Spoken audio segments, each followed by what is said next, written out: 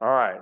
Now, what can help us with that is inflation is looked at by what they, different baskets or different segments, right? So they have, food, they have electricity, they have shelter, apparel, they have all these different things that they piece together, and each one is weighted very differently. And they run some big equations, and then they say, okay, well, this is the inflation overall, and we're targeting 2%. So if what I do want to do is I can see that all of these baskets are coming down rapidly, except for one, which is rent. And so if I look here, the maroon right here that goes up and then comes back down, this is headline inflation. So it went up to 9% and it came back down to 3%. But what you'll see is this purple line that's behind it. This is shelter, AKA rent or owner's equivalent rent.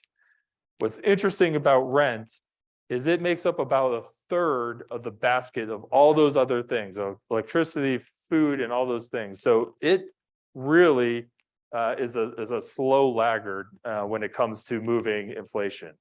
And you can see that rents have been continuing to go up at a very rapid pace, even when inflation is coming down. Which means if we can get rents to come back down, it's really going to put a lot of downward pressure on inflation, even more than it's coming down right now. You can see that it's already finally started to top off here.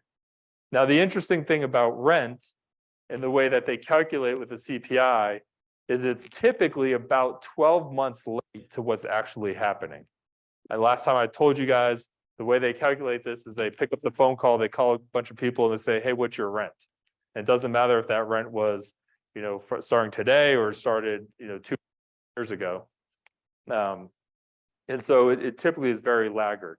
And now you can look at this graph right here. This is from apartmentlist.com. So they are, always getting real-time data about what stuff is listing for.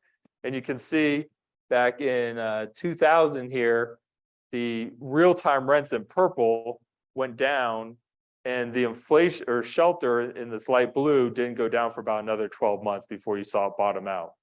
Then you can see that the real-time rents went sky high, and shelter didn't go sky high until about 12 months later. Now look what the real-time data is showing is that rents have stopped increasing. So they were increasing above 15%, and now as of June, they're not inflating at all, they're at 0. So I'm expecting this to have a very big push on negative or to disinflate and come back down, even with all those other things that we talked about before.